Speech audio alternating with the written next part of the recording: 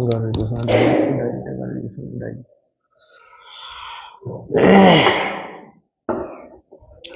Assalamualaikum warahmatullahi.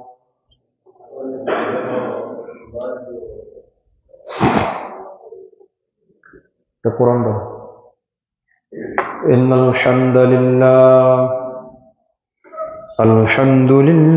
nahmaduhu wa nasta'inuhu wa nastaghfiruhu wa nu'minu bihi wa natawakkalu alayhi wa na'udzu billahi min shururi anfusina wa min sayyiati a'malina man yahdihillahu fala mudilla lahu wa man yudlilhu fala hadiya lahu wa nashhadu an la ilaha illallah wahdahu la sharika lahu wa ashhadu anna Muhammadan abduhu wa rasuluhu arsalahu bil haqqi bashiran wa nadhiran wa da'iyan ila Allah bi'idnihi wa sirajan wa qamaran munira. Amma ba'du fa inna khairal hadithi kitaballah wa khairal hadiyyu hadiyyu Muhammadin Shabaipuri sallallahu alaihi wasallam wa syarrul umuri muhdatsatuha wa kullu muhdatsatin bid'ah wa kullu bid'atin dhalalah wa kullu dhalalatin finnar.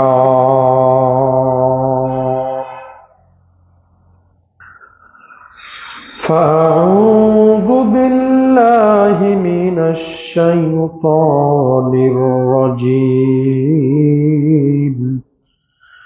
Bismillahirrahmanirrahim.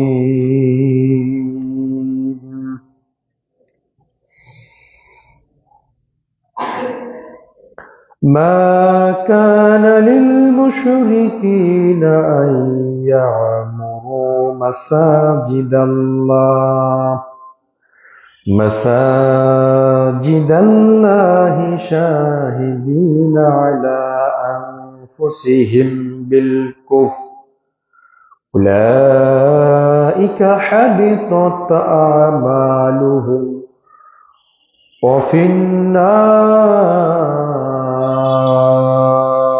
hum khalidun. Innama ya'muru masajidallahi man amana billahi wal yawmil akhir wa aqama as-salata wa ata az-zakata wa lam yakhsha illa Allah fa'asa ulaika an yakunu minal muhtadin.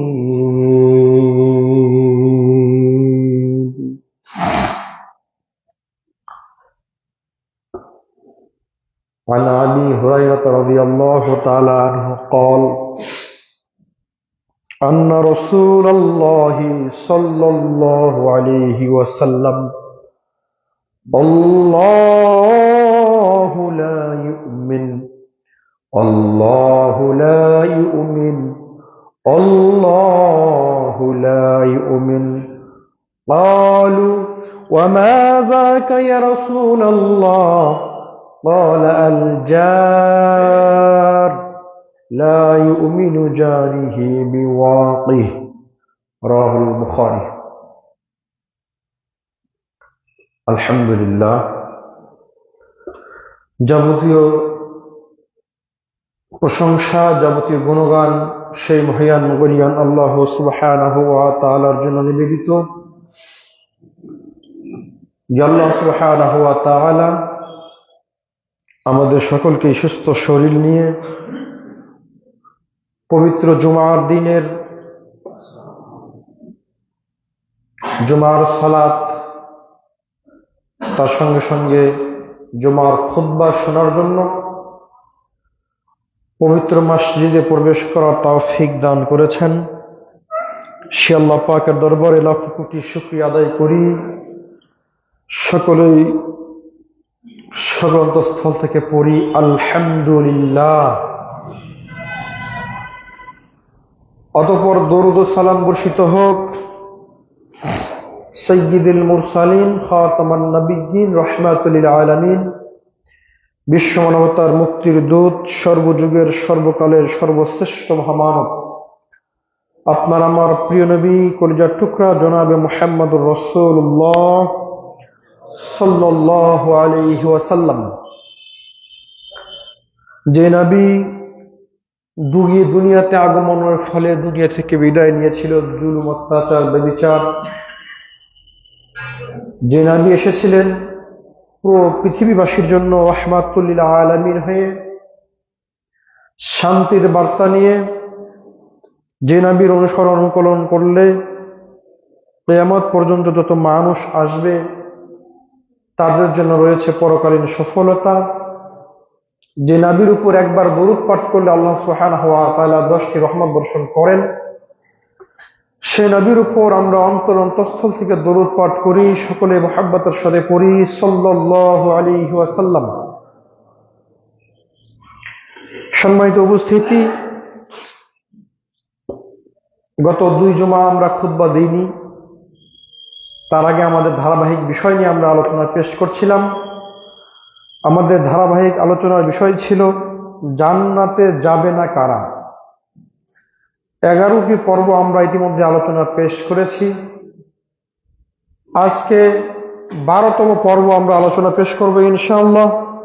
আজকের আলোচনার শিরোনাম হবে প্রতিবেশীকে কষ্ট দানকারী, পর্ব 2। কেউ যদি প্রতিবেশীকে কষ্ট দেয় তাহলে তার জন্য জান্নাত হবে না। আল্লাহ তাআলা তার জন্য জান্নাতকে হারাম করেছেন। আমরা গত একটি জুমায় এই বিষয়ে আলোচনা পেশ করেছি যে প্রতিবেশীর সাথে সদাল আচরণের গুরুত্ব কি, ইসলামের মৌলিক নির্দেশ কি, এবং প্রতিবেশীর সাথে সম্পর্ক বজায় রেখে তাদেরকে হাদিয়া বা উপঢৌকন দেওয়ার গুরুত্ব। আমরা এই আলোচনাগুলো পেশ করেছি। আমরা আজকে যেটি আপনার সামনে উপস্থাপন করব সেটি হচ্ছে প্রতিবেশীকে কষ্ট দেওয়ার পরিণাম কি হতে পারে। আমি যদি প্রতিবেশীকে কষ্ট দেই, প্রতিবেশীর সাথে অন্যায় করি, প্রতিবেশীর উপর জুলুম করি, তাহলে আল্লাহ তাআলার পক্ষ থেকে আমাদেরকে কি শাস্তি প্রদান করা হবে, এই বিষয়ে আমরা সংক্ষিপ্ত জুমার খুতবা দেওয়ার চেষ্টা করব ইনশাআল্লাহুল আজিজ। সাথে সাথেই সংক্ষিপ্ত আলোচনা থাকবে মসজিদ পরিচালনার দায়িত্বভার কারা গ্রহণ করবে এবং এই দায়িত্ব যারা গ্রহণ করবে তাদের দায়িত্ব কেমন হওয়া উচিত। আল্লাহ তাআলার নিকট দোয়া করছি আল্লাহ তাআলা যেন আমাদেরকে সংক্ষিপ্ত সময়ে, অল্প সময়ের ভিতরে গুছানো একটি আলোচনা পেশ করার তৌফিক দান করেন। সকলে বলি আল্লাহুম্মা আমিন।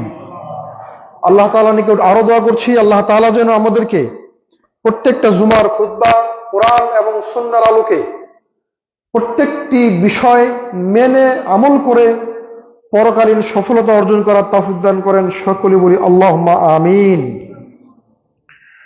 সম্মানিত উপস্থিতি, আমরা মানুষ, আমাদের ভুল হবে, ভুল হওয়া স্বাভাবিক। সমাজে চলতে গেলে প্রতিবেশীর সাথে ঝগড়া হবে, প্রতিবেশীর সাথে মারামারি কাটাকাটি হবে, এ কথাই ঠিক।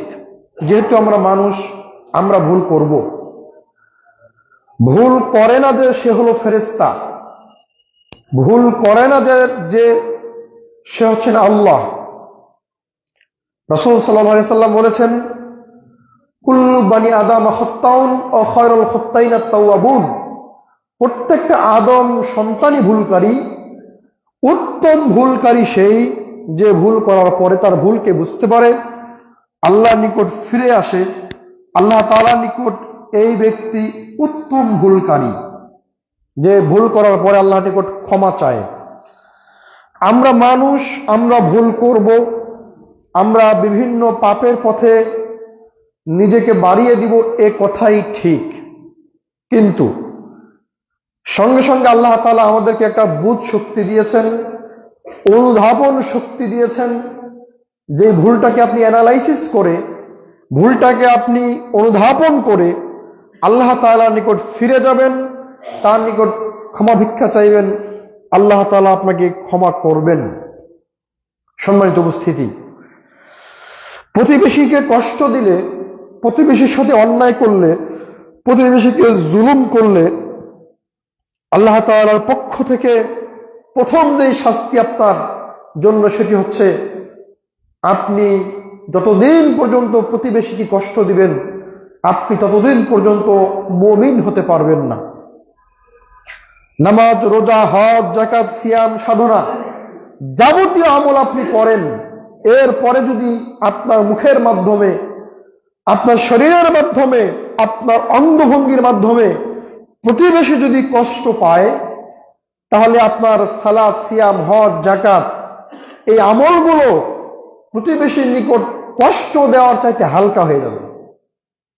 প্রতিবেশীকে যে কষ্ট দিবেন, এই কষ্টটাই মিজানের পাল্লায় ভারী হয়ে দাঁড়াবে, আর আপনার সমস্ত ইবাদত হালকা হয়ে যাবে। আর আপনার ইবাদতের পাল্লা যখন হালকা হবে, আমলের পাল্লা যখন হালকা হবে, তাহলে আপনার জন্য থাকার জায়গা হচ্ছে জাহান্নাম। আপনি খুলুন সহিহ বুখারী ৬০১৬তে বর্ণিত হয়েছে, আবু হুরায়রা রাদিয়াল্লাহু তাআলা আনহু বলেন, রাসূল সাল্লাল্লাহু আলাইহি ওয়াসাল্লাম বলেছেন, আল্লাহি লা ইউমিন, আল্লাহর কসম ওই ব্যক্তি মুমিন নয়। আল্লাহি লা ইউমিন, আল্লাহর কসম ওই ব্যক্তি মুমিন নয়। আল্লাহি লা ইউমিন, আল্লাহর কসম ওই ব্যক্তি মুমিন নয়। মুহাম্মদ সাল্লাল্লাহু আলাইহি সাল্লাম, তার কথার ওজন এত বেশি, তার কথার ওজন এত বেশি, তিনি যদি একটা কথা বলেন তাহলে এই কথার ওজন কিয়ামতের মাঠে অনেক অনেক বেশি ওজন হয়ে দাঁড়াবে। কিন্তু তিনি কথা বলার পূর্বে 3 বার কসম খাচ্ছেন, আল্লাহর কসম, আল্লাহর কসম, আল্লাহর কসম, ওই ব্যক্তি মুমিন নয়, ওই ব্যক্তি মুমিন নয়, ওই ব্যক্তি মুমিন নয়।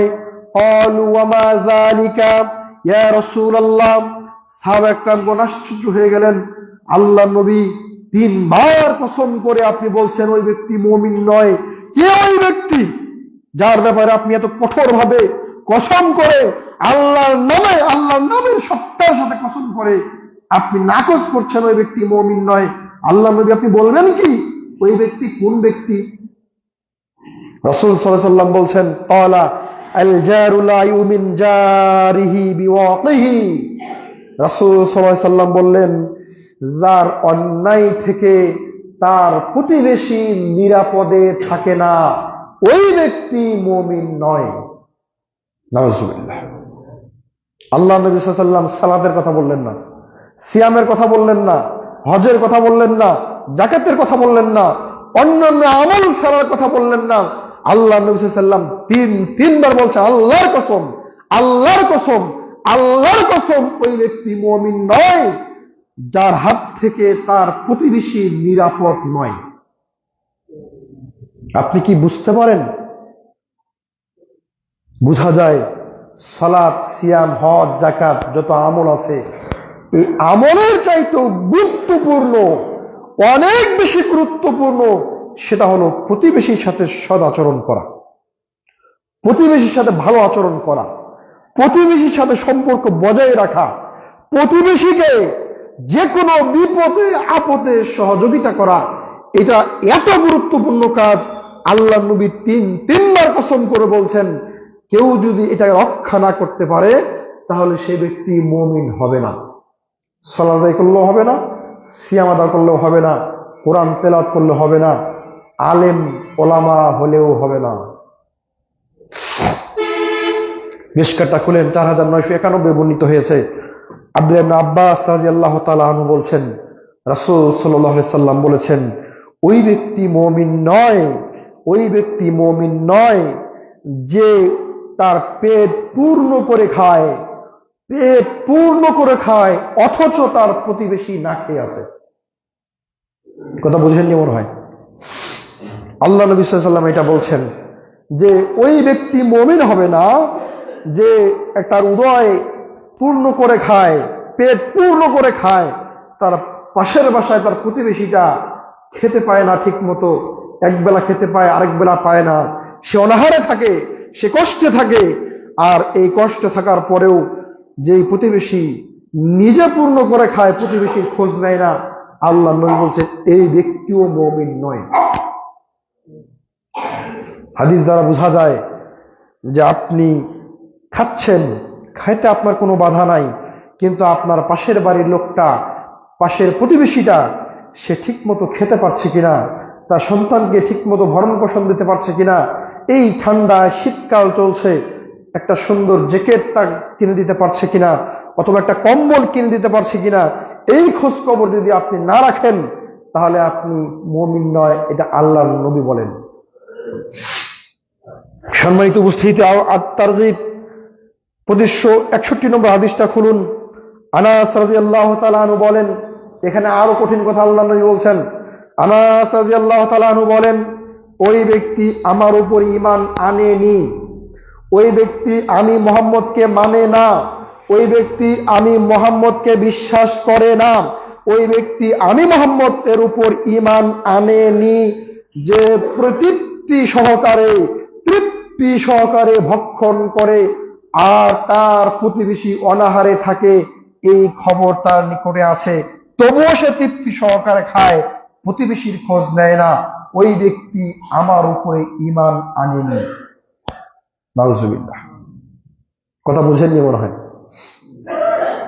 আচ্ছা বলেন দেখি, আল্লাহ নবীর উপর ঈমান না আনলে জান্নাত হবে? ঈমান আনতে হবে 6টি বিষয়ের উপর, আমরা জানি না? আমানতু বিল্লাহি ওয়া মালাইকাতিহি ওয়া কুতুবিহি ওয়া রাসূলিহি ওয়াল ইয়াউমিল আখির ওয়াল কদরি খাইরিহি ওয়া শাররিহি। 6টি বিষয়ের উপর ঈমান আনতে হবে। তার একটা হচ্ছে রাসূলদের প্রতি ঈমান আনতে হবে। নবী রাসূলদের প্রতি কি আনতে হবে? ঈমান আনতে হবে। কেউ যদি বলে যে আমি মুহাম্মদের উপর ঈমান আনলাম না, তাহলে ওই ব্যক্তি মুসলমান নয়। কেউ যদি বলে যে আমি নবী ইব্রাহিমের প্রতি ঈমান আনলাম না, ওই ব্যক্তি মুসলমান নয়। কেউ যদি বলে যে নবী মুসার প্রতি আমি ঈমান আনলাম না, ওই ব্যক্তি ঈমান আনেনি, ওই ব্যক্তি মুসলমান নয়। পৃথিবীতে যত নবী রাসূল এসেছে, 1,24,000 নবী রাসূল দুনিয়াতে এসেছেন, প্রত্যেকের উপর পূর্ণ বিশ্বাস স্থাপন সমন্বয়ের নাম হচ্ছে ঈমান। আল্লাহ নবী এখানে বলছেন কি? আল্লাহ নবী বলছেন ওই ব্যক্তি আমাকে বিশ্বাস করে না, আমি মুহাম্মদকে মানে না, আমি মুহাম্মদের উপর ঈমান আনে না। কোন ব্যক্তি? যে ব্যক্তি মুসলমান হওয়ার পরেও তৃপ্তি সহকারে খায় আর তার প্রতিবেশী অনাহারে থাকে। এবার আপনি বলেন, ফতোয়া আপনি দেন যে আল্লাহর নবীর প্রতি ঈমান না আনলে কি জান্নাত হবে? হবে না।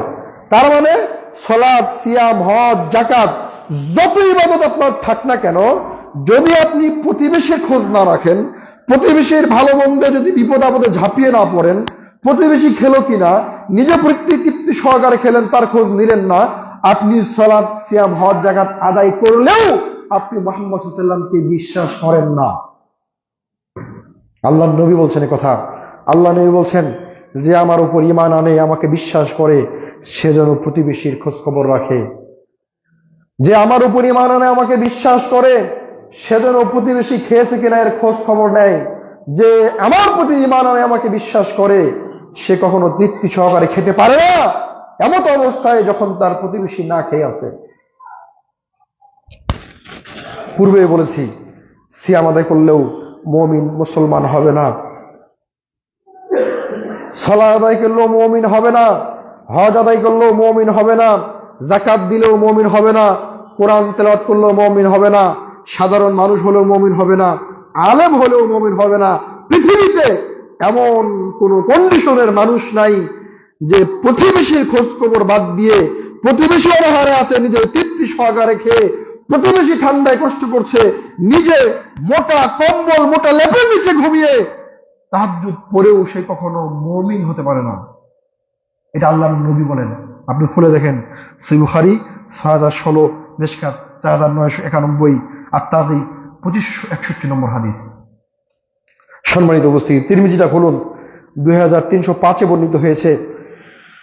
আবু হুরায়রা রাদিয়াল্লাহু তাআলা আনহু বলেন, চারটা কথা আল্লাহ নবী হাদিসের ভিতরে বলেছেন, খুব মনোযোগ দিয়ে শুনতে হবে।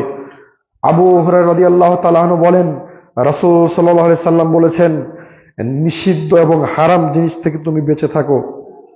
নিষিদ্ধ হারাম জিনিস থেকে তুমি বেঁচে থাকো, তাহলে আল্লাহর নিকটে মানুষের মধ্য থেকে সবচেয়ে তুমি বড় ইবাদতকারী হবে। কি থেকে বাঁচতে হবে? নিষিদ্ধ হারাম জিনিস থেকে। আল্লাহ নবী বলেছেন যে নিষিদ্ধ এবং হারাম জিনিস থেকে তুমি বেঁচে থাকো, আল্লাহর নিকটে সবচাইতে মানুষের মধ্য থেকে বড় ইবাদতকারী বলে তুমি গণ্য হবে। ২, আল্লাহ তোমাকে যা দিয়েছেন তার উপরেই তুমি সন্তুষ্ট থাকো, আল্লাহর নিকটে তুমি সবচাইতে ধনী বলে গণ্য হবে। সুবহানাল্লাহ বলিয়েন না, কথা মনে বুঝতে পারেননি? আল্লাহ নবী এ কথা বলছেন যে তোমাকে আল্লাহ যতটুকু দিয়েছে ততটুকু নিয়ে যদি তুমি আল্লাহর উপর সন্তুষ্ট থাকো, ওই সম্পদের উপর সন্তুষ্ট থাকো, তাহলে আল্লাহর নিকটে তুমি দুনিয়াতে সবচাইতে ধনী। ৩, আল্লাহ নবী বলছেন প্রতিবেশীর প্রতি তুমি অনুগ্রহ করো, প্রতিবেশীর সাথে ভালো আচরণ করো, প্রতিবেশীর সাথে সুন্দর ব্যবহার করো, তাহলে তুমি খাঁটি মুমিন হিসাবে আল্লাহর নিকট নির্বাচিত হবে। সুবহানাল্লাহ। ৪ নম্বর, আল্লাহ নবী সাল্লাল্লাহু আলাইহি ওয়াসাল্লাম বলছেন, মানুষের জন্য তুমি তাই পছন্দ করো, মানুষের জন্য তুমি তাই পছন্দ করো যা তুমি নিজের জন্য পছন্দ করো, তাহলে তুমি আল্লাহর নিকটে খাঁটি মুসলিম বলে বিবেচিত হবে। কথা কয়টা মুখস্থ হয়েছে কি? নম্বর ১, আল্লাহ নবী বলছেন হারাম এবং নিষিদ্ধ জিনিস থেকে বেঁচে থাকো। বলেন, হারাম ও নিষিদ্ধ জিনিস থেকে তুমি বেঁচে থাকো, তাহলে তুমি আল্লাহর নিকটে কি হবে? সবচাইতে বড় ইবাদতকারী হবে। কি হবে? সবচাইতে বড় ইবাদতকারী। ২, আল্লাহ নবী বলছেন আল্লাহ তোমাকে যা দিয়েছেন সেটা নিয়েই তুমি সন্তুষ্ট থাকো। বলেন, আল্লাহ তোমাকে যা দিয়েছেন সেটা নিয়েই যদি তুমি সন্তুষ্ট থাকো, আল্লাহর নিকটে তুমি সবথেকে ধনী বলে নির্বাচিত হবে। আল্লাহর নিকটে ধনী। আপনার কি দুনিয়াতে ধনী হওয়ার প্রয়োজন না আল্লাহর নিকটে? আল্লাহর নিকটে ধনী। আল্লাহ তাআলা আপনাকে ধনী বলে নির্বাচিত করবেন। কিয়ামতের মাঠে যদি আপনার এই দুনিয়ার সময় 10টা দুনিয়া আপনার সম্পদ থাকে, তাহলে আপনার চাইতে বড় লোক আর কে হতে পারে? কোনো বুঝেননি মনে হয়। আল্লাহ নবী বলছেন যে সর্বনিম্ন জান্নাতি, মানে এর চাইতে নিম্ন জান্নাতি নাই, তার জন্য এই দুনিয়ার সমান 10টা দুনিয়া দেওয়া হবে। মানে যার নিম্ন লেভেলের আর জান্নাতি নাই, এমন জান্নাতি একেবারে নিম্নে, সর্বনিম্নে। যেমন আমরা স্কুলের চাকরি, যেমন স্কুল বা যে কোনো প্রতিষ্ঠানের চাকরি, যারা পিয়ন থাকে অথবা তার চাইতে নিম্নে ওই যে অফিসারদেরকে চা নিয়ে দেয় বা ঝাড়ু দেয়, দেয় না? এর চাইতে নিম্ন শ্রেণীর কি আর কেউ আছে? নাই। তা আল্লাহ নবী বলছেন যে সবচাইতে নিম্ন জান্নাতি যে হবে, মানে ওর চাইতে নিম্ন লেভেলের জান্নাতি আর নাই, তাকে আল্লাহ তাআলা এই দুনিয়ার সমান 10টা দুনিয়া দান করবেন। তো আল্লাহ নবী বলছেন যে আল্লাহ তোমাকে যেই সম্পদ দিয়েছে তুমি যদি তার উপরেই সন্তুষ্ট থাকো, তাহলে তুমি আল্লাহর নিকটে সব সবচাইতে ধনী বলে নির্বাচিত হবে। এখন আপনি ভাবেন তো, এই দুনিয়া সমান 10টা দুনিয়া যদি আল্লাহ নিম্ন শ্রেণী জান্নাতীকে দেন, আল্লাহ নিকটে যদি আপনি সবচেয়ে ধনী বলে নির্বাচিত হন, আপনার জন্য কোন জান্নাত আছে? আপনি মনে হয় বুঝেননি কথা। একটু বিবেকটা খাটান, সম্মানিত উপস্থিতি। তাহলে 2 নম্বর বলছিলাম যে আল্লাহ তোমাকে যেই সম্পদ দিয়েছে, তুমি যদি তার উপরে সন্তুষ্ট থাকো, আল্লাহর নিকটে তুমি সবথেকে ধনী। 3, তুমি প্রতিবেশীর সাথে সুন্দর আচরণ করো, প্রতিবেশীকে অনুগ্রহ করো, প্রতিবেশীর বিপদে আপদে ঝাঁপিয়ে পড়ো। তুমি যদি এটা করো, তাহলে আল্লাহর নিকট তুমি সবচাইতে খাঁটি মুমিন হিসেবে বিবেচিত হবে। সুবহানাল্লাহ। তাহলে বোঝা যায় মুমিন হওয়ার মানদণ্ড আছে অনেক। মুমিন হওয়ার মানদণ্ড সালাত, মুমিন হওয়ার মানদণ্ড যাকাত, মুমিন হওয়ার মানদণ্ড সিয়াম, মুমিন হওয়ার মানদণ্ড হজ, মুমিন হওয়ার মানদণ্ড পর্দা, মুমিন হওয়ার মানদণ্ড দান সাদকা, মুমিন হওয়ার মানদণ্ড কোরআন তেলাওয়াত, মুমিন হওয়ার মানদণ্ড ভালো কাজের আদেশ, মুমিন হওয়ার মানদণ্ড খারাপ কাজ থেকে নিষেধ, মুমিন হওয়ার মানদণ্ড যাবতীয় অশ্লীল বেহায়াপনার কাজ থেকে নিজেকে বিরত রাখা। এগুলো মুমিন হওয়ার মানদণ্ড। কিন্তু আল্লাহ নবী সাল্লাল্লাহু আলাইহি সাল্লাম এখানে ভিন্ন এক কথা বলছেন, তোমার সব আছে কিন্তু প্রতিবেশীর সাথে অনুগ্রহ নাই, প্রতিবেশীর সাথে ভালো আচরণ নাই, তাহলে তুমি মুমিন নয়। তার মানে এই এতগুলো যে বিষয়গুলো বললাম, এগুলো কবুল হওয়ার জন্য যেটা আপনার কন্ডিশন, সেটা হলো প্রতিবেশীর সাথে ভালো আচরণ করতে হবে। এই 3 নম্বর আল্লাহ নবীটা বলছেন, তুমি যদি প্রতিবেশীকে অনুগ্রহ করো, তার বিপদ আপদ ঝাঁপিয়ে পড়ো, তাহলে আল্লাহর নিকটে তুমি সবচাইতে বড়, সবচাইতে ভালো, সবচাইতে খাঁটি মুমিন হিসাবে বিবেচিত হবে। সুবহানাল্লাহ। 4 নম্বর আল্লাহ নবী বলছেন, মানুষের জন্য তাই পছন্দ করো যেটা নিজের জন্য পছন্দ করো। এমন একটা জিনিস আপনি ক্রয় করতে গিয়েছেন, 2 জনে মিলে একসাথে গিয়েছেন, বন্ধু। এখন একটা জিনিস আপনার পছন্দ হয়ে গেছে, আপনার বন্ধুও সেটা পছন্দ করেছে। আপনি যত প্রকার ছল চাতুরি সবকিছু করে ওরা নিজে নেওয়ার চেষ্টা করছেন, কিন্তু আল্লাহ নবী বলছেন, তুমি যেটা নিজের জন্য পছন্দ করেছো, এটা তোমার অপর ভাইয়ের জন্য আগে পছন্দ করো। সুবহানাল্লাহ বলবেন না? এর নাম হচ্ছে ইসলাম। এর নাম কি? ইসলাম। সৌন্দর্যতা আপনাকে উপহার দেয় যে আপনি নিজের জন্য যেটা পছন্দ করবেন, অপর ভাইয়ের জন্য তার চাইতে নিম্নটা পছন্দ করবেন, এটা নয়। নিজের জন্য যে মানের আপনি পছন্দ করবেন, আপনার অপর ভাইয়ের জন্য আপনি তাই পছন্দ করবেন। আল্লাহ নবী বলছেন, এটা যদি তুমি করো, তাহলে আল্লাহর নিকটে তুমি খাঁটি মুসলিম হিসাবে বিবেচিত হবে। সুবহানাল্লাহ। সম্মানিত উপস্থিতি, তারপরের অংশে তিনি বলছেন, আর তুমি খুব বেশি বেশি হাসবে না। তুমি বেশি বেশি হাসবে না। ও দুনিয়ার মানুষ, তোমরা জেনে রাখো, আমি মুহাম্মদ সাল্লাল্লাহু আলাইহি ওয়াসাল্লাম বলছি, তোমরা বেশি বেশি হাসবে না, কারণ বেশি বেশি হাসলে অধিক হাসি অন্তরকে মেরে ফেলে। তুমি যত বেশি হাসবে, তোমার অন্তর তত বেশি মরে যাবে, অন্তর মরে যাবে। আর যখন অন্তর তোমার মরে যাবে, তুমি আল্লাহর নিকটে খাঁটি মুসলিম, তুমি আল্লাহর নিকটে খাঁটি মুমিন, তুমি আল্লাহর নিকট সবচাইতে ধনী, তুমি আল্লাহর নিকটে সবচাইতে ইবাদতকারী বলে গণ্য হবে না। কথা মনে বুঝে আসেন? সম্মানিত উপস্থিতি, খুব খেয়াল করে শুনতে হবে। আল্লাহ নবী সাল্লাল্লাহু আলাইহি ওয়াসাল্লাম এই হাদিসের ভিতরে 4টা গুরুত্বপূর্ণ কথা আপনাকে আমাকে বলেছেন। যদি এই 4টা আমরা মেনে চলতে পারি, আমরা আশাবাদী ইনশাআল্লাহ। খাঁটি মুসলিম হলে জান্নাত হবে না? খাঁটি মুমিন হলে জান্নাত হবে না? আল্লাহর নিকটে সবচেয়ে ধনী বলে বিবেচিত হলে জান্নাত হবে না? আল্লাহর নিকটে পৃথিবীর মধ্যে সবচেয়ে বড় ইবাদতকারী বলে গণ্য হলে জান্নাত হবে না? অবশ্যই হবে। অতএব এই হাদিসটার উপর আপনাকে আমল করতে হবে। আমি আপনাকে হাদিসটা আবারও একবার রিপিট করছি, আপনি মনোযোগ দিয়ে শুনে নেবেন। আবু হুরায়রা রাদিয়াল্লাহু তাআলা আনহু বলেন, তিরমিজি 2305 এ বর্ণিত হয়েছে, রাসূল সাল্লাল্লাহু আলাইহি সাল্লাম বলেছেন, নিষিদ্ধ হারাম জিনিস থেকে তুমি বেঁচে থাকো, তাহলে তুমি মানুষের মধ্য থেকে আল্লাহর নিকটে সবচেয়ে ইবাদতকারী হিসেবে গণ্য হবে। 2, আল্লাহ তোমাকে যা দিয়েছেন তার উপরে তুমি সন্তুষ্ট থাকো, তাহলে আল্লাহ তাআলার নিকট তুমি সবচেয়ে ধনী বলে আল্লাহর নিকট বিবেচিত হবে। 3, তুমি প্রতিবেশীর প্রতি অনুগ্রহ করো, প্রতিবেশীর সাথে উত্তম আচরণ করো, প্রতিবেশীর হককে তুমি দিয়ে দাও। আল্লাহর নবী বলেন, তাহলে আল্লাহর নিকটে তুমি খাঁটি মুমিন বলে বিবেচিত হবে। নম্বর 4, মানুষের জন্য তাই পছন্দ করো যা নিজের জন্য পছন্দ করো, তাহলে তুমি খাঁটি মুসলিম হিসাবে আল্লাহ নিকটে বিবেচিত হবে। আর তুমি বেশি বেশি হাসবে না, কারণ বেশি বেশি হাসলে অন্তর মরে যায়, আর অন্তর যদি মরে যায় তুমি প্রকৃতপক্ষে মুসলিম, তুমি মুমিন, তুমি ইবাদতকারী, তুমি আল্লাহ নিকট সবচাইতে বড় ধনী হতে পারবে না। আল্লাহ তাআলা যেন আমাদেরকে এই হাদিসের উপর আমল করার তৌফিক দান করেন। সকলে বলি আল্লাহুম্মা আমিন। 2 নম্বর, প্রতিবেশী নারীর সাথে জেনা করার ভয়াবহতা, প্রতিবেশী নারীর সাথে অন্যায় পাপাচারে লিপ্ত হওয়ার ভয়াবহতা। মুসনাদ আহমদটা খুলুন, 23905 বর্ণিত হয়েছে।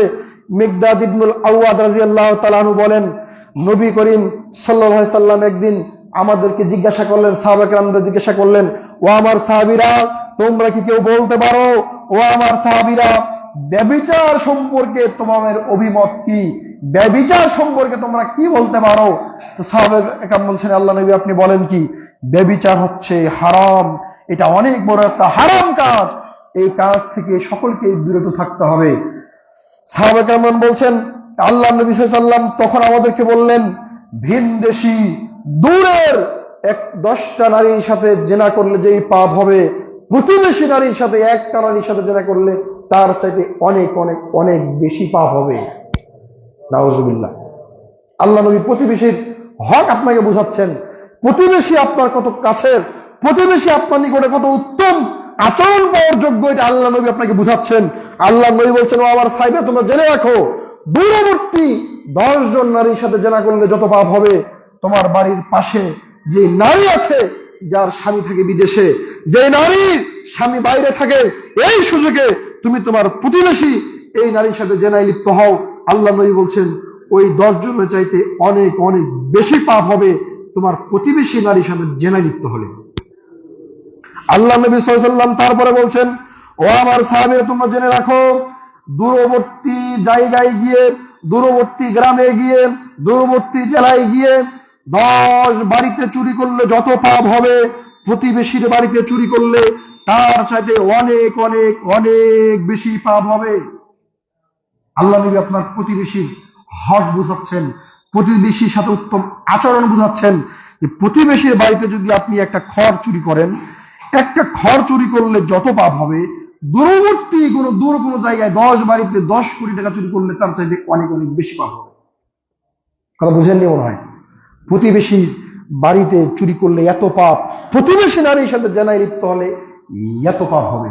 তার মানে বোঝা যায় যে প্রতিবেশী আপনার নিরাপত্তায় থাকবে, প্রতিবেশী আপনার নিকটে আশ্রয় খুঁজবে, আপনি তার সহায়তার সুযোগ নিয়ে তার কোনো হক নষ্ট করতে পারেন না। আল্লাহ নবী এটাই বলছেন। সম্মানিত উপস্থিতি, 3 নম্বর, প্রতিবেশী ব্যক্তি ধ্বংসের কারণ। প্রতিবেশী আপনার ব্যক্তি ধ্বংসের কারণ।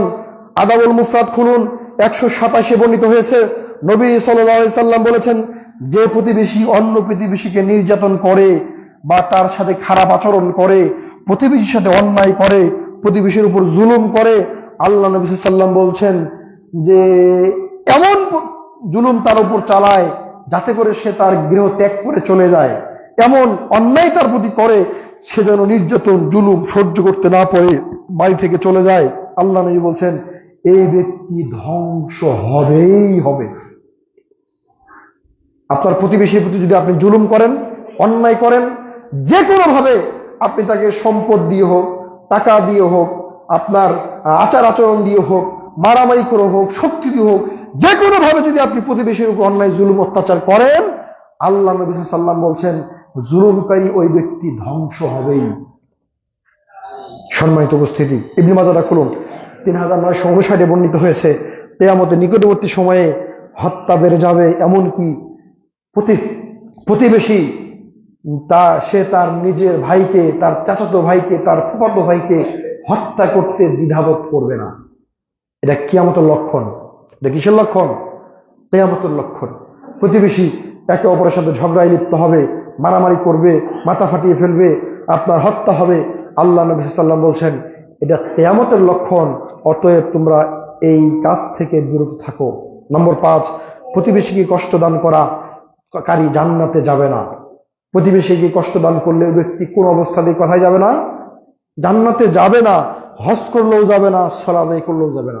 আবু হুরায়রা রাদিয়াল্লাহু তাআলা আনহু বলছেন, রাসূল সাল্লাল্লাহু আলাইহি ওয়াসাল্লাম লা ইয়াদখুলুল জান্নাতা মান লা ইউমিন জারহু বিওয়াকিহি, আল্লাহ নবী বলছেন ওই প্রতিবেশী জান্নাতে যাবে না যার হাত থেকে তার প্রতিবেশী নিরাপদ থাকে না, যার জবান থেকে তার প্রতিবেশী নিরাপদ থাকে না, যার শক্তি থেকে তার প্রতিবেশী নিরাপদ থাকে না, ওই ব্যক্তি জান্নাতে যাবে না। মুসনাদ আহমদ খুলুন 9673 বর্ণিত হয়েছে। আবু হুরায়রা রাদিয়াল্লাহু তাআলা আনহু বলেন, রাসূল সাল্লাল্লাহু আলাইহি সাল্লাম বলেছেন, এতক্ষণ যাবত যে কথাটা আপনাকে বলছিলাম যে হজ, সিয়াম, নামাজ প্রত্যেকটা ইবাদত করলেও জান্নাত হবে না প্রতিবেশী কষ্ট পেলে, এখন তার দলিল আমি আপনাকে দিচ্ছি। মুসনাদ আহমদ খুলুন 9773 বর্ণিত হয়েছে। আবু হুরায়রা রাদিয়াল্লাহু তাআলা আনহু বলেন, রাসূল সাল্লাল্লাহু আলাইহি ওয়াসাল্লাম নিকট এক ব্যক্তি এসে বললেন, আল্লাহর নবী, অমুক গ্রামে একজন মহিলা আছে, এই মহিলা বেশি বেশি সালাত আদায় করে, অনেক বেশি সিয়াম আদায় করে, নফল সিয়াম, ফরজ সিয়াম সব সিয়াম আদায় করে, বেশি বেশি দান করে, বেশি বেশি সাদাকা করে, যাকাত দেয় ইত্যাদি সব আমল করে, কিন্তু তার একটা দোষ। আল্লাহ নবী বললেন, কি দোষ? বললেন যে ওই মহিলা তার প্রতিবেশী যে আছে তাকে গালিগালাজ করে, প্রতিবেশীকে কষ্ট দেয়, প্রতিবেশীর সাথে সবসময় ঝগড়া বিবাদে লিপ্ত থাকে। আল্লাহ নবী বললেন, ও আমার সাহাবী, তুমি যা বলেছো তা যদি ঠিক থাকে, তাহলে আমি মুহাম্মদ সাল্লাল্লাহু আলাইহি ওয়াসাল্লাম বলছি ওই নারী জাহান্নামী নারী। কথা বুঝেননি মনে হয়? ওই মহিলা কি করে বলেন তো? সালাত আদায় করে, তাও বেশি বেশি সালাত, নফল সালাত, সুন্নত সালাত, ফরজ সালাত, কোনো সালাত ছাড়ে না, বেশি বেশি সিয়াম আদায় করে, হজ করে, অন্য ইবাদত সবই করে। তার দোষ কয়টা? একটা। কি দোষ? প্রতিবেশীর সাথে অন্যায় করে, জুলুম করে, ঝগড়া বিবাদে লিপ্ত হয়। আল্লাহর নবী বললেন এই নারী হচ্ছে জাহান্নামী নারী। আবু হুরায়রা রাদিয়াল্লাহু তাআলা আনহু বলেন, আল্লাহর নবীকে বলা হলো, আল্লাহর নবী আরেকজন নারীর কথা, এই নারী অল্প সালাত আদায় করে, তার মানে ও শুধু ফরজ সালাত আদায় করে, সুন্নত নফল করে না। অল্প সিয়াম আদায় করে, তার মানে ওই নারী শুধু ফরজ সিয়াম আদায় করে, নফল সিয়াম আদায় করে না। ওই ব্যক্তি, ওই নারী খুব বেশি দান করে না, অন্য ইবাদতের ক্ষেত্রে খুব অল্প ইবাদত করে, কিন্তু আল্লাহর নবী তার একটা ভালো গুণ, তার আশেপাশে যত প্রতিবেশী আছে সবার সাথেই সে মিলেমিশে চলে, তাদের সাথে অন্যায় করে না, তাদের বিপদ আপদে ঝাঁপিয়ে পড়ে, তাদের সাথে সম্পর্ক বজায় রাখে, চলে, সুন্দর আচরণ করে। আল্লাহ নবী বললেন, ও আমার সাহাবী, তুমি যেভাবে বললে সেটা যদি সত্য হয়, আমি মুহাম্মদ সাল্লাল্লাহু আলাইহি ওয়াসাল্লাম বললাম ওই নারী হচ্ছে জান্নাতি নারী। সুবহানাল্লাহ। বোঝা যায় সব ঠিক আছে, প্রতিবেশীর সাথে অন্যায় করেন, জান্নাত হবে না। কিন্তু অন্য ইবাদত খুব কম, শুধু ফরজ আদায় করেন, সুন্নত করেন না, তারপরে নফল সিয়াম আদায় করেন না, শুধু ফরজটা করেন, অন্য ইবাদত খুব কম করেন, কিন্তু প্রতিবেশী আপনার উপর সন্তুষ্ট কেন? আপনি উত্তম আচরণের অধিকারী। আল্লাহর নবীর ঘোষণা অনুযায়ী আপনি জান্নাতে যাবেন ইনশাআল্লাহ। সম্মানিত উপস্থিতি, আদাবুল মুফাররদ খুলুন 111 বর্ণিত হয়েছে। ইবনে ওমর রাদিয়াল্লাহু তাআলা আনহু বলেন, রাসূল সাল্লাল্লাহু আলাইহি সাল্লাম বলছেন, কিছু প্রতিবেশী তার অন্য প্রতিবেশীকে কিয়ামতের দিন টেনে আল্লাহর নিকট উপস্থিত করিয়ে বলবেন, আল্লাহ, এই যে দেখেন, এ আমার প্রতিবেশী ছিল, এ আমার উপর জুলুম করত, আমার উপর অন্যায় করত, আমাকে মারধর করত, তার দরজা আমার জন্য বন্ধ ছিল, সে কোন অবস্থাতে আমাকে সহযোগিতা করেনি। আল্লাহ, এই যে আমি তাকে আপনার নিকট দাঁড় করে দিয়েছি, আপনি বিচার করেন। আপনি কি ভাবতে পারেন ওই সময় আপনার অবস্থা কি হতে পারে? কল্পনা কি করা যায়? যদি কিয়ামতের মাঠে আপনার প্রতিবেশী আপনাকে টেনে নিয়ে আল্লাহর সামনে দাঁড় করে দিয়ে, আল্লাহ, এই যে দেখেন, আমার কাছে দলিল প্রমাণ সব আছে, ও আমার সাথে অন্যায় জুলুম সবকিছু করেছে, ও দরজা আমার জন্য বন্ধ ছিল, আমাকে যে কোনো অবস্থায় শুধু কষ্ট দেওয়ার চেষ্টা করেছে, আল্লাহ আপনি বিচার করে দেন। এবার ভাবেন তো কিয়ামতের মাঠে আল্লাহ কি বিচার করতে পারেন? আপনার জন্য জান্নাত হবে? হবে না। প্রতিবেশী হক আদায় করতে করতে সব নেকি শেষ, সব নেকি শেষ হয়ে যাবে। আরো কিছু প্রতিবেশী থাকবে, আল্লাহ নবী, আল্লাহ আমার সাথে জুলুম করেছে, তখন আল্লাহ কি বলবেন? আল্লাহ ওর নেকি গুনাহগুলো, ওই ব্যক্তি যার উপর নির্যাতন করা হয়েছে ওর গুনাহগুলো বলবে, তোমার গুনাহগুলো ওই প্রতিবেশীর উপর চাপিয়ে দাও। নাউজুবিল্লাহ। তার মানে তার দুনিয়ার সমস্ত সৎ আমল ধ্বংস হয়ে যাবে, তার জন্য জাহান্নাম অবধারিত। অতএব আমি আপনাকে অনুরোধ জানাবো, আসুন না, প্রতিবেশীর সাথে যদি আপনি উত্তম আচরণ করেন, ভালো ব্যবহার করেন, প্রতিবেশীর সাথে সম্পর্ক বজায় রেখে চলেন, তাহলে সমাজ এমনিতেই সুন্দর হবে ইনশাআল্লাহ। হবে না? অবশ্যই সুন্দর হবে। এক প্রতিবেশী আরেক প্রতিবেশীর সাথে যদি সম্পর্ক বজায় রেখে একে অপরকে সম্মান করে সুন্দর আচরণ করে চলে, তাহলে সমাজ অবশ্যই সুন্দর হবে। আদাবুল মুফরাদ 117 বর্ণিত হয়েছে, রাসূল সাল্লাল্লাহু আলাইহি ওয়াসাল্লাম একটা দোয়া শিখিয়ে দিয়েছেন, খারাপ প্রতিবেশী থেকে বেঁচে থাকার দোয়া। এই দোয়াটা সবসময় পড়বেন। আপনার প্রতিবেশী খারাপ, আপনার উপর জুলুম অত্যাচার করে, আপনার ক্ষতি করার চেষ্টা করে, এই দোয়াটা যদি আপনি সবসময় করেন, তাহলে ইনশাআল্লাহ আল্লাহ তাআলা আপনাকে প্রতিবেশীর এই অনিষ্ট থেকে হেফাজত করবেন ইনশাআল্লাহ।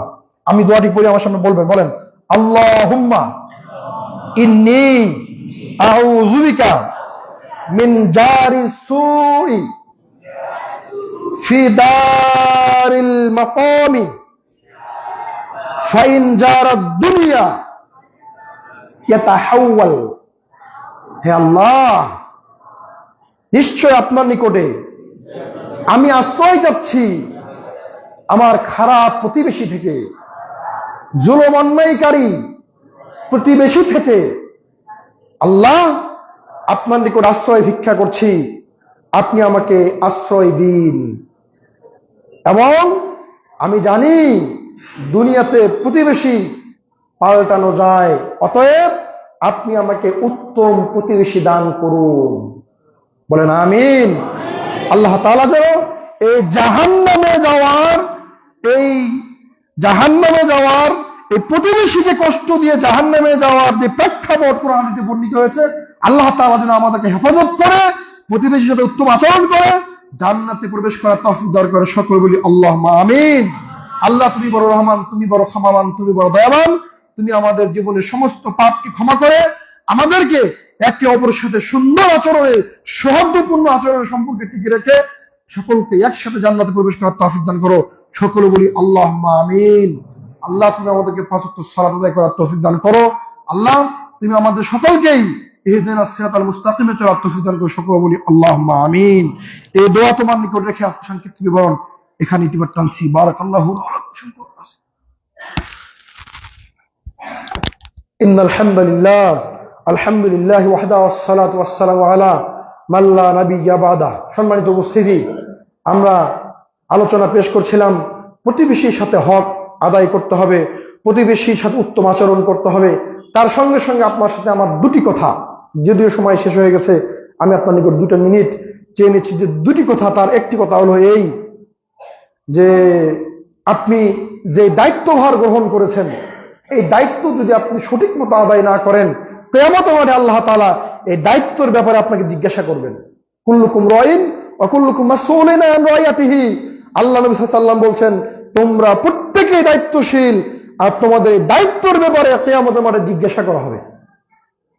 সম্মানিত উপস্থিতি, আমরা যে দায়িত্বভার গ্রহণ করেছি, বিভিন্ন প্রকার দায়িত্ব, আমার পরিবারের দায়িত্ব, আমার সমাজের দায়িত্ব, আমার মাদ্রাসার দায়িত্ব, আমার পাড়া প্রতিবেশীর দায়িত্ব, যে যে দায়িত্ব গ্রহণ করেছে, আল্লাহর পক্ষ থেকে যে দায়িত্ব এসেছে, আল্লাহ তাআলার নিকট এই দায়িত্ব সম্পর্কে জিজ্ঞাসিত হতে হবে। অতএব আপনি আপনার দায়িত্ব সঠিকভাবে আদায় করার চেষ্টা করুন। আল্লাহ তুমি তৌফিক দান করো। আল্লাহুম্মা আমিন। আপনার সাথে আমার দ্বিতীয় কথা এই, আল্লাহ তাআলা সূরা তাওবার 19 নম্বরে আল্লাহ তাআলা বলছেন, ইন্নামা ইয়ামুরুল্লাহ মাসাজিদাল্লাহ মান আমানা বিল্লাহি ওয়াল ইয়াউমিল আখির ওয়া আকামাস সালাওয়াত ওয়াজ যাকাত ওয়া লাম ইয়াখশাল্লাহ ইল্লাল্লাহ। আল্লাহ তাআলা বলছেন, যারা আমার মসজিদ আবাদ করবে, আমার মসজিদে দায়িত্বভার গ্রহণ করবে, আমার মসজিদকে পরিচর্যা করবে, তাদের ভিতরে 5টা গুণ থাকতে হবে। কয়টা গুণ? 5টা গুণ। মসজিদের কমিটি থাকতে হলে কয়টা গুণ থাকতে হবে? 5টা গুণ থাকতে হবে। মসজিদের একদম ঝাড়ুদার থাকতে হলো, খাদেম থাকতে হলো, তার গুণ থাকতে হবে কয়টা? 5টা। 1 নম্বর, আল্লাহ সুবহানাহু ওয়া তাআলা বলছেন যে মান আমানা বিল্লাহ, যে আমার মসজিদের, যে আমার ঘর দায়িত্ববান গ্রহণ করবে, সে পূর্ণ আল্লাহর উপর ঈমান আনবে। যে আল্লাহর উপর ঈমান আনবে না, সে মসজিদে দায়িত্বভার গ্রহণ করতে পারবে না, আল্লাহ বলেন। 2 নম্বর, ওয়াল ইয়াউমিল আখির, সে আখিরাতের উপর পূর্ণ বিশ্বাস স্থাপন করবে, আখিরাতকে মেনে নেবে, আখিরাত কিয়ামত সংঘটিত হবে, এটা সে মনে প্রাণে বিশ্বাস করবে। 3, ওয়া আকামাস সালাহ, সালাত আদায় করবে। কি আদায় করবে? বেনামাজি কোন মসজিদের দায়িত্বশীল হতে পারে? আমাকে বকিয়েন না, সূরা তাওবা বাড়ি গিয়ে খুলে দেখবেন 18-19 নম্বর আয়াত। আল্লাহ তাআলা বলছেন, কোন বেনামাজি যে সালাত আদায় করে না, সে মসজিদের দায়িত্বভার গ্রহণ করতে পারে না। এটা আল্লাহর সাথে বেঈমানি করা, আল্লাহর সাথে মুনাফিকি করা। আল্লাহ তাআলা এটা বলছেন যে আমার মসজিদের দায়িত্বভার গ্রহণ করতে হলে অবশ্যই তাকে সালাত আদায়কারী হতে হবে। তারপর আল্লাহ সুবহানাহু ওয়া তাআলা বলছেন, ওয়া আতাজ যাকাত, যে আমার মসজিদের, আমার ঘরের দায়িত্বভার গ্রহণ করবে, অবশ্যই অবশ্যই যাকাতের বিধান তাকে মেনে নিতে হবে। সে নিজে যেমন যাকাত আদায় করবে, সমাজবাসীর নিকট থেকে যাকাত আদায় করে নেবে, যাকাত কায়েম করবে। ওয়ালাম ইয়াখশা ইল্লাল্লাহ। 5 নম্বর হলো সবচাইতে বড় গুণ, সে প্রকৃতপক্ষে আল্লাহকে ভয় করনেওয়ালা হবে। কাকে ভয় করবে? আল্লাহকে ভয় করবে। কারণ যে দায়িত্ব গ্রহণ করবে, দায়িত্ব গ্রহণ করার পর বিভিন্ন দিক থেকে বাধা আসে না নাই? থাকবে না বাধা? প্রত্যেকটা বাধাকে পেরিয়ে কাউকে ভয় না করে যে শুধু আল্লাহকে ভয় করতে পারে, তার যোগ্যতা আছে, সে মসজিদের দায়িত্বভার গ্রহণ করতে পারে। আল্লাহ বলছেন, বাড়িতে গিয়ে আরো খুলে দেখবেন, আল্লাহ তাআলা যেন এই বিধানগুলো মেনে আমাদের সমাজকে পরিচালনা করার তৌফিক দান করেন। সকলে বলি আল্লাহুম্মা আমিন। আল্লাহুম্মা সাল্লি আলা, পড়েন আল্লাহুম্মা সাল্লি আলা মুহাম্মাদি ওয়া আলা আলি মুহাম্মাদ কামা সাল্লাইতা আলা ইব্রাহিম ওয়া আলা আলি ইব্রাহিম ইন্নাকা হামিদুম মাজিদ। আল্লাহুম্মা বারিক আলা মুহাম্মাদ ওয়া আলা আলি মুহাম্মাদ কামা বারাকতা আলা ইব্রাহিম وعلى آل إبراهيم إنك حميد مجيد. ربنا ظلمنا أنفسنا وإن لم تغفر لنا وترحمنا لنكونن من الخاسرين. ربنا آتنا في الدنيا حسنة وفي الآخرة حسنة وقنا عذاب النار. رب اغفر لي ولوالدي وللمؤمنين يوم يقوم الحساب. رب اغفر